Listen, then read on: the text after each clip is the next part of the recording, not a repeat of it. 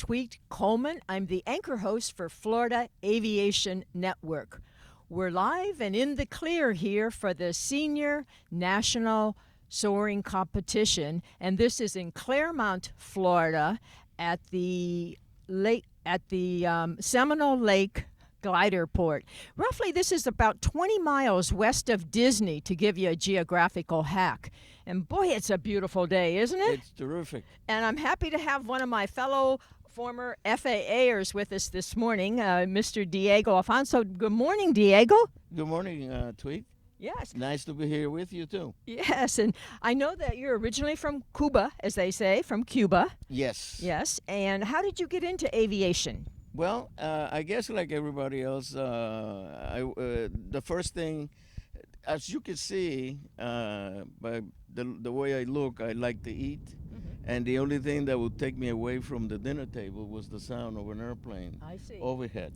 And so since I was a little kid, I was attracted to airplanes. I'm the only one in the family who became a pilot. And then, of course, we had the situation of communism in our country, and we had to leave, came here, and eventually I pursued the dream.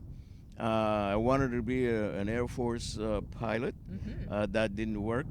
And so I did it on my own. I mean, I got my private pilot license, and from there on, I continued to get all the ratings that I needed until I got my instructor.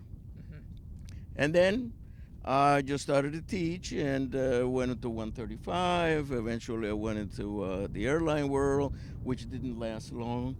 And then I went corporate most of the time. I became an examiner. It sounds like you've checked all the boxes there in aviation. Except one. That's flying drugs. I never well, did that. We're glad you didn't do that one. Of all your aviation credentials and licenses, which one did you enjoy the most? I guess the private. Because that was an extraordinary experience for me. Tell me about it. And I mean, the first time I just became airborne, it was just, till this day, I can still feel that shock, like the airplane stopped in midair. And so that's probably one of the most experiences that I remember. Yeah, they say that we remember moments, don't we? Exactly. I guess that's that G-forces in your body, or everything. And the other thing I remember of that is that I failed the private pilot. And we won't talk about that.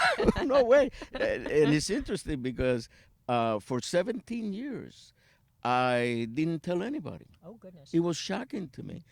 And as a matter of fact, when I got back home, my mom says, "Hey, how did it go?" I said, "The plane broke. We just got to get another airplane. We got to get another day." So a week or 2 weeks later, I went and I did the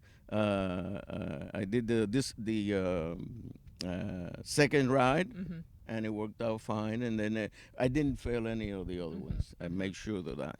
That's interesting. Well, I understand you were a designated pilot examiner. Yes. Yes, and how did that go? That went very well. One of the best things that I've done in aviation. I was an examiner for 26 years. Oh, wow. I conducted well over 5,000 rides. And I'm not going to tell you that I've seen everything, but I almost seen everything. 5,000 rides. Yes, of all kinds, from private all the way up to ATP. Oh, goodness, yeah. And it was very rewarding for me to see pilots, especially the ones that were really prepared and they just breeze through the ride. The downside to that was the ones that did fail, and I don't even like to use the term fail, because you really don't fail. You just didn't know something. You have to go back, learn it, and come back and show it. So that was the downside of it. But other than that, I enjoyed it tremendously. I was there for 26 years. Goodness, yeah. Yes. 5,000 rides in 26 years. Well, good. Well, I understand you wrote a book. Yes. Tell us a little bit about that. Okay. This book is probably going to be the most controversial book written about aviation. Now, when I say controversial, I'm not precisely implying that it's about mouthing anybody or no. It's just that it goes against something that we have believed for a long time.